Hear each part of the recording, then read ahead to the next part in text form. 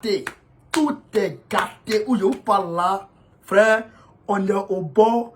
On n'est pas au bord de la Troisième Guerre mondiale, hein, mais on est au bord de la dernière guerre mondiale. Je vous dis, la dernière guerre mondiale, on est au bord de la dernière guerre mondiale. Où je vous parle là. Frère, c'est pas bon, hein. L'heure est très grave. L'heure est très grave. À l'heure où je vous parle là, Poutine est en train de ramasser tous ces missiles tactiques pour aller les déployer en Biélorussie. En Biélorussie, en face de l'OTAN. Vous savez que la Biélorussie fait frontière avec la Lituanie. Alors que la Lituanie fait partie intégrante de l'OTAN. Frère, fait partie de l'OTAN. Et donc, ce qui revient à dire que Poutine va aller mettre, on va dire, un bouclier, je dirais, quel bouclier même? Il va aller déposer, faire une force d'attaque. Il est en train de déployer une offensive. Vous comprenez? Il est en train de préparer une offensive contre l'OTAN. Mais qui dit l'OTAN? Frère, dit la Lituanie. Qui dit l'OTAN? Dit la Pologne. Qui dit l'OTAN? Dit l'Allemagne. Qui dit l'OTAN? Dit la Grande-Bretagne. Qui dit l'OTAN? Dit la France. Ah, moi où je suis là, j'ai peur. Parce que, frère, on ne sait pas où cette guerre peut nous amener.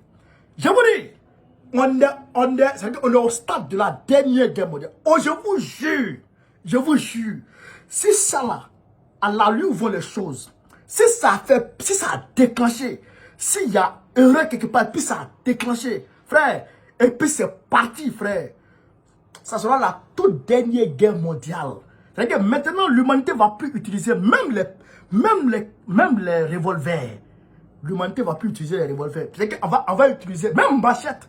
On ne va plus utiliser machette pour faire par là. Maintenant, là, on va utiliser chicotte pour faire par là. Pour ne même plus entendre le bruit des armes. Si jamais, il y a encore des survivants. Parce que presque nous tous, on va mourir. Je vous dis, des milliers de... Ils se suivent comme ça. Ils se suivent, les missiles tactiques de Poutine, ils se suivent comme ça. Il va les déployer.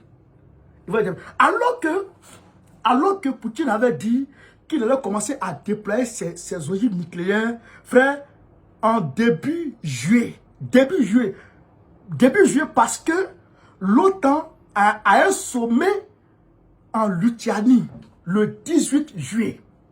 L'OTAN a un sommet en Lituanie le 18 juillet. Donc, Poutine devait commencer à déployer ses armes nucléaires en juillet.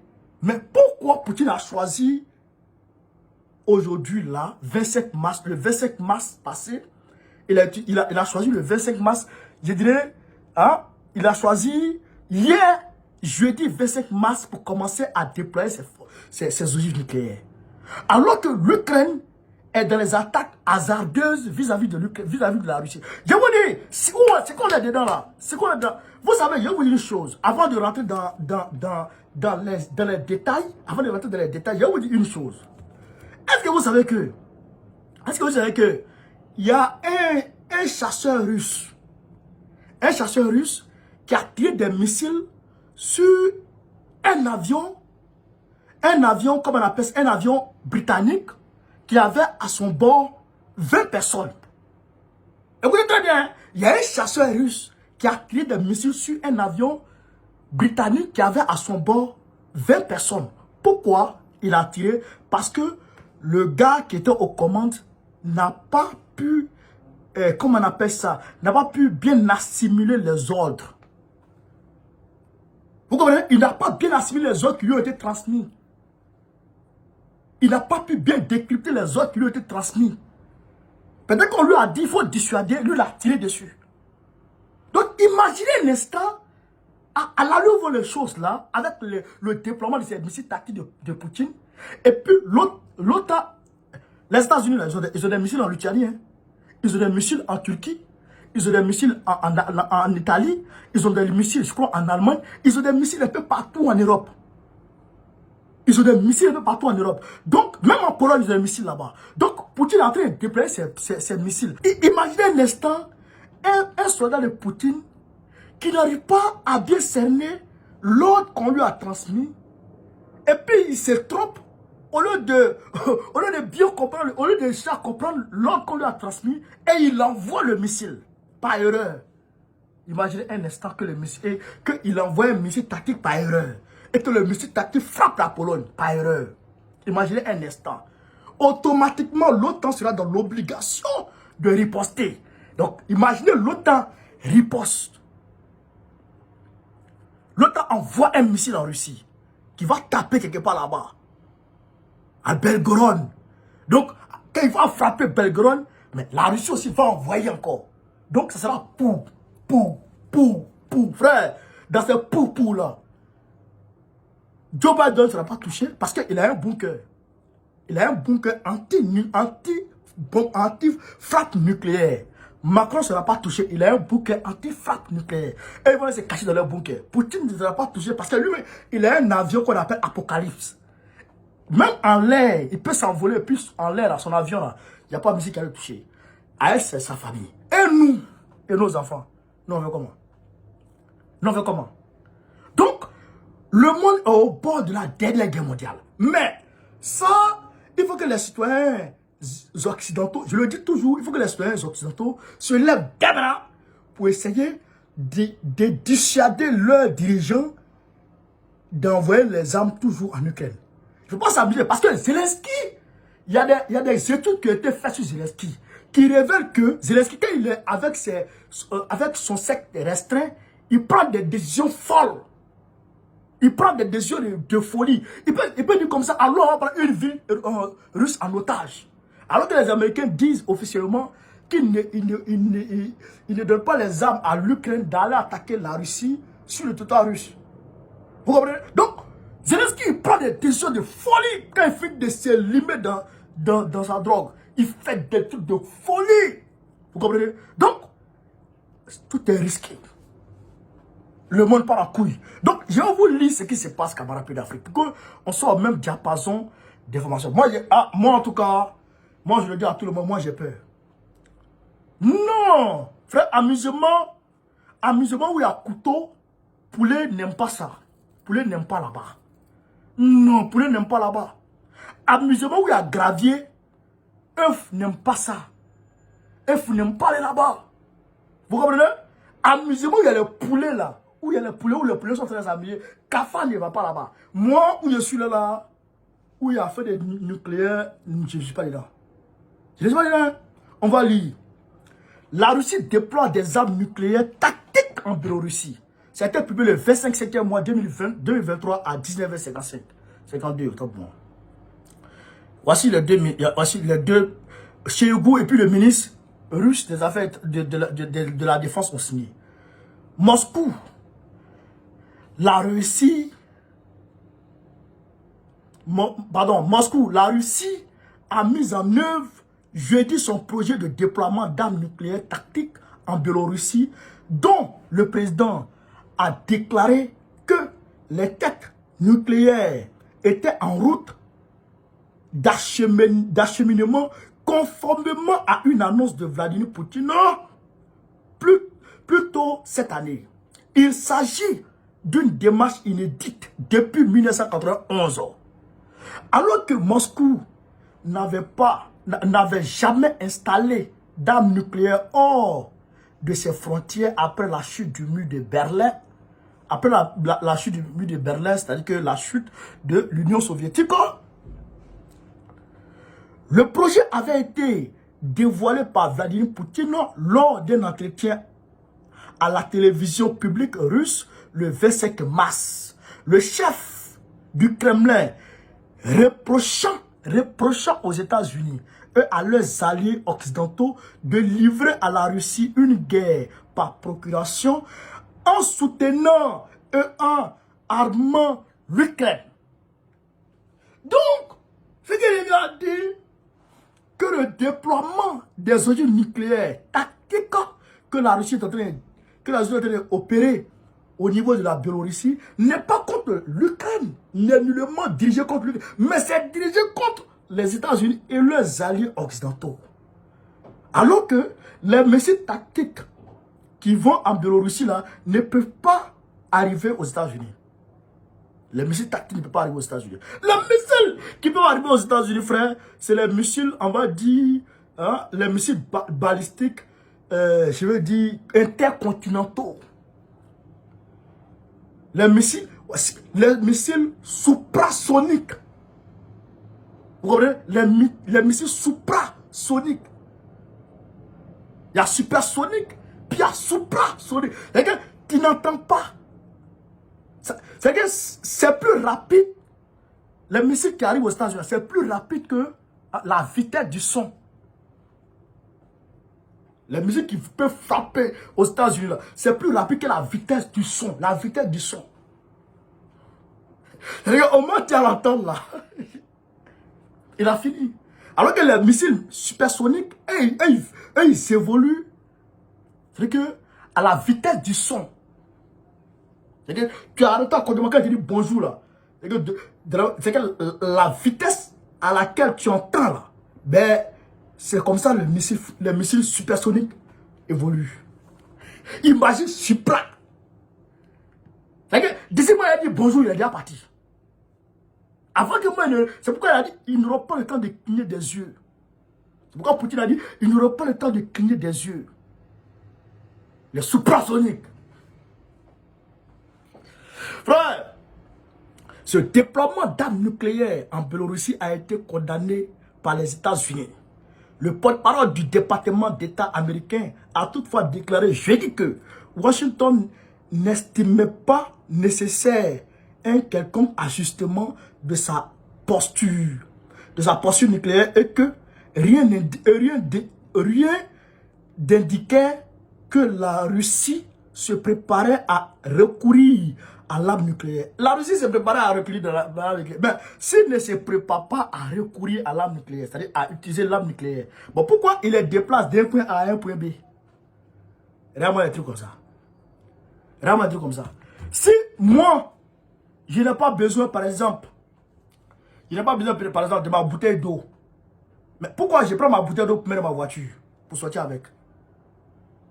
Je n'ai pas besoin de ça. Pourquoi je mets dans ma voiture pour sortir avec? Oh, je n'ai pas besoin de gamelles. Où je m'en vais là, je n'ai pas besoin de gamelles. Mais pourquoi je mets gamelles, je mets riz, je mets sauce graine, et puis je mets poisson, je mets polo, frère, pas de bœuf dedans. Pourquoi? Si je n'ai pas besoin de ça, là-bas. Mais c'est de me voir faire ma gamelle. Charger ma gamelle. Et puis, mettre dans ma voiture, c'est que où je m'en vais là, il y a un micro pour chauffer, pour manger. J'aurais besoin de ça là-bas sur le terrain pour manger. C'est ça qu'il y a là. Pourquoi, s'il ne veut pas faire usage de ça, pourquoi il soit ça? Il a dit, le monde est au bord de la dernière guerre mondiale. Il n'aura plus de guerre après ça là. Même terrorisme va réfléchir avant d'attaquer. On continue. À l'issue d'un entretien avec son homologue biélorusse jeudi, à Minsk, dans le Donbass, où il y a eu l'accord là, avec Zelensky. Ah, c'est là-bas ils se sont vus. Le ministre russe de la Défense a dit que l'Occident, livrait essentiellement une guerre non déclarée à la Russie et la Biélorussie. Selon les propos, écoutez très bien, hein? Écoutez très bien ce qu'il dit. Le ministre de la Défense russe, il dit quoi? Les Occidentaux livraient essentiellement une guerre non déclarée à la Russie et à la Biélorussie. Vous comprenez? Donc, ce qui veut dire que la Biélorussie fait, en tout cas, partie intégrante dans la guerre du côté de la Russie. Donc, les Occidentaux mènent une guerre contre la Russie et la Biélorussie, selon des propos rapportés par ces services. Vous comprenez? Donc ce qui veut dire que la Biélorussie est un terrain propice pour envoyer n'importe quelle ogive nucléaire. Il y a dit, le monde est au bord de la dernière guerre mondiale. Écrivez ça. Le monde est au bord de la dernière guerre mondiale. Il n'y aura plus de guerre. C'est que Cheikhou a ajouté que les Occidentaux faisaient tout leur possible pour prolonger et intensifier le conflit armé en Ukraine. Prolonger et intensifier. Prolonger, oui, mais intensifier, pourquoi? Intensifier, c'est-à-dire qu'il y aura d'autres armements plus lourds. C'est de là qu'interviennent les fameux F-16 qui doivent être livrés à qui? À l'Ukraine. Mais s'ils s'amusent à attaquer la Russie sur son territoire, frère, je vous dis une chose. Je vous dis une chose. On est d'accord? C'est qu'on va interroger, on va dire, le raisonnement logique. On va interroger le raisonnement logique. Moi, je suis là comme ça. J'ai mon couteau. J'ai mon nambé. C'est ce qu'on appelle mon kata. J'ai mon kata avec moi. Ou bien le man. Les petites machettes là. Les machettes là. Vous coupez, tu coupes en deux, c'est bien man. Donc, il y a mon man avec moi. Et puis, il y a un gars avec qui je me bats. On fait par là. On s'envoie. Moi, j'ai mon man avec moi. Normalement, dans la convention, selon les règles de notre bagarre, je ne dois pas sortir mon man. Mais si j'envoie, il envoie. Si le gars m'envoie un qui m'a vertigé, il m'envoie un, ça m'a vertigé. Ou il m'envoie deux, ça a amené ma dent. Frère, je vois ma dent tomber. Mais il y a longtemps, il découlement pour mettre dans lui.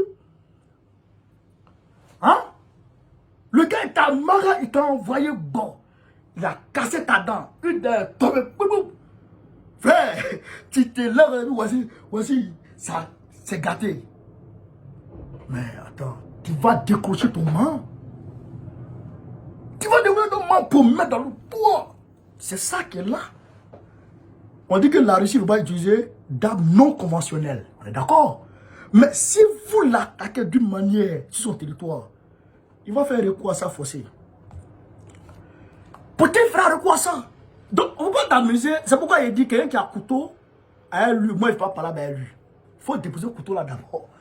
Non, parce que avant, quand j'étais au village, avec ton couteau là, je peux me battre avec toi parce que ça ne me traverse pas. Mais aujourd'hui, on se trouve lavé avec des savons. Donc, est-ce que les petits trucs que le vieux a fait qu'on se lave avec elle, c'est elle encore? On ne sait jamais. Donc, moi, je m'abuse pas un couteau. Partager le dirigeant camarade d'Afrique. Le président biélorusse, Alexandre Loukachenko, a fait savoir que des armes tactiques nucléaires russes étaient déjà en cours d'acheminement à la suite d'un décret en ce sens signé par Vladimir Poutine. Vous comprenez? Donc, Poutine a signé le décret en même temps, lui, il a donné son feu vert. Le Kremlin n'a pas confirmé cette annonce. Interrogé par des journalistes, Alexandre Loukachenko a déclaré qu'il était possible que ces armes se trouvent déjà en Biélorussie. Il dit qu'ils sont déjà là-bas. Ces armes-là, elles sont déjà là-bas. Laquelle partage des frontières avec 3 pays membres de l'OTAN. 3 pays membres de l'OTAN. Pologne, Lituanie, Lettonie. La Pologne, la Lituanie et Lettonie. Donc, ces 3 pays-là sont membres de l'OTAN. Voilà pourquoi Poutine, il va déployer à la frontière avec la Lituanie. Ça, c'est le premier déploiement d'abord. Lituanie, parce que là-bas, la Lituanie va accueillir, on va dire, le sommet de l'OTAN en juillet. Donc, c'est là-bas d'abord. Après ça, Lettonie, il va aller déployer là-bas. Et puis, la Pologne, il va déployer avec la frontière avec la Pologne. Pologne qui parle beaucoup là. Pologne qui parle du F-16 là, il va déployer là-bas. Il connaît ça, Poutine. Allahu Akbar. Sergei Shoigu a indiqué que le ministre de la Défense, Shoigu, a indiqué que les militaires biélorusses ont reçu une formation appropriée et que les 2 pays pourraient prendre des mesures supplémentaires pour garantir leur sécurité. Donc, dorénavant, la Russie et la Pologne sont, on va dire, un même pays aujourd'hui. Sont un même pays aujourd'hui, ont le même ennemi, ont le même objectif et ils vont dans le même sens. Donc, des soldats biélorusses ont été formés à l'utilisation de ces armes-là. C'est là que j'ai dit que si un soldat a mal compris des ordres, a mal reçu un ordre, et que par malheur, il appuie sur le bouton et puis le missile s'en va. Bon. Ah, moi je vous le dis, on est au bord de la dernière guerre mondiale. Papi Joe. Papi Joe. Papi Joe. Je viens à Papi Joe. Les activités militaires de l'OTAN sont devenues aussi agressive que possible à dénoncer le ministre russe de la Défense. D'après les commentaires rapportés par ses services. Reportage Guy Falconbridge et Marc Trevelyan avec Simon Lewis et Washington version française. Jean Tézian. Pour dire que c'est un média challenge. Vous comprenez? Vous comprenez? Papi Joe, je vous explique encore pour que vous compreniez pourquoi Papi Joe est dans cette posture-là vis-à-vis de Poutine. Quand Obama est venu là, Obama avait pour objectif d'éradiquer la menace russe, l'influence russe, mais éradiquer la Russie pour avoir un monde unipolaire. Obama, c'est son devoir, c'était son rôle. Ainsi, il devrait tuer Kadhafi. Il devait finir avec tous les résistants dans le Maghreb, en passant par le Moyen-Orient, et ainsi en Afrique subsaharienne, tous les résistants qui étaient là-bas, tous les panafricanistes et tous les panarabistes, ils devraient les KOer tous. Tous les résistants, c'est que à l'ancien monde, à l'hégémonie occidentale, tous les récalcitrants vis-à-vis de la, je dirais, comment dirais-je, vis-à-vis de l'hégémonie américaine, Obama devrait les finir. Mais Obama est parti en visite en Russie et Poutine lui a dit la vérité. Poutine lui a dit la vérité et Poutine lui a dit que toi, tu es noir, mais en réalité, ton cœur là, c'est-à-dire que ton fond intérieur est plus rose que les roses que tu vois là. Vous comprenez? Il est africain, mais son fond intérieur là, c'est-à-dire que est occidental que les occidentaux eux-mêmes. Barack Obama. Poutine a dit toi et moi, c'est pas trop ça. Et donc, à ce moment, Papi Joe était le vice-président de Obama. Alors, Obama a confié le dossier russe à Papi Joe. Donc, Papi Joe a instruit, frère, le secrétariat d'État américain, qui à son tour a actionné une femme qui est partie en Russie, en Ukraine, et qui allait sélectionner Zelensky. Et donc, c'est ainsi que la place Maïdan a été, on va dire, la révolution de Maïdan, le coup d'état de Maïdan a été, on va dire, organisé pour faire un coup d'état contre l'ancien gars qui était pro-russe, pour l'enlever, pour mettre qui? Pour mettre Zelensky, la marionnette. Et donc, Zelensky étant président, Zelensky prend la femme là, pour la mettre comme, en tout cas pour la nommer dans le gouvernement, l'américaine là. Il lui donne automatiquement, comment dirais-je ça, la nationalité ukrainienne, et puis il lui donne un poste dans le gouvernement ukrainien. Donc c'est cette femme-là, maintenant, qui va travailler à ce que créer maintenant les résistants, tous ceux qui, les nationalistes, les néo, tout ça, qui faisaient un blocus autour, qui faisaient le blocus sur les populations de Donbass, qui maltraitaient les populations de Donbass, etc. Donc, tout ça était un plan pour essayer de faire quoi? De provoquer Vladimir Poutine, afin que Vladimir Poutine puisse attaquer l'Ukraine. Et donc, qu'est-ce qu'ils ont fait? Ils ont dit à Zelensky, dès que Poutine t'attaque, on te fait rentrer dans l'OTAN. Et donc, automatiquement, dès que tu reprends ces attaques et qu'il t'attaque encore, nous, on vient en renfort et puis on l'attaque ensemble et puis on le met KO. Et puis toi, on te met et puis quand on va le juger, sur son sort, comme cela a été avec l'Allemagne, vous savez qu'il y a des marques françaises qui appartenaient à l'Allemagne. L'Allemagne a dédommagé la France, l'Allemagne a dédommagé un seul des pays. Donc, la Russie sera en tout cas amputée de son territoire, une grande partie de son territoire qui sera donnée à l'Ukraine. Donc, tu seras un roi.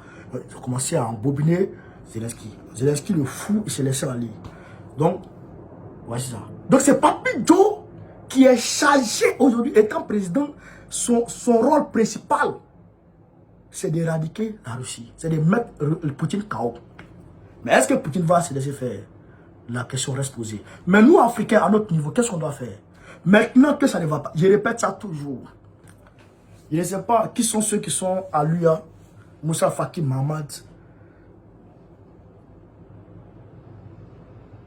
54 États. Non? C'est ça, non? 52, 54 États. On n'a même pas un siège au Conseil de sécurité des Nations Unies. On n'a même pas un droit de veto. On n'a même pas un siège permanent. Un seul pays africain n'a pas de siège. Aucun pays africain n'a de siège permanent aux Nations Unies. Alors que la France a un siège. Alors que nous, on est l'Afrique réunie est plus riche que la France. Est plus forte que la France. Mais on ne peut pas avoir de... Mais vous allez comprendre quelque chose, camarades. Il y a une chose qui va vous étonner. Barcelone que vous voyez là, le budget annuel de Barcelone fait environ 2 fois le budget annuel de l'Union africaine. Je me répète, le budget annuel de Barcelone, FC Barcelone, le club Barcelone, dépasse près de 2 fois. Barça, c'est 1 milliard 100 millions ou 200 millions environ.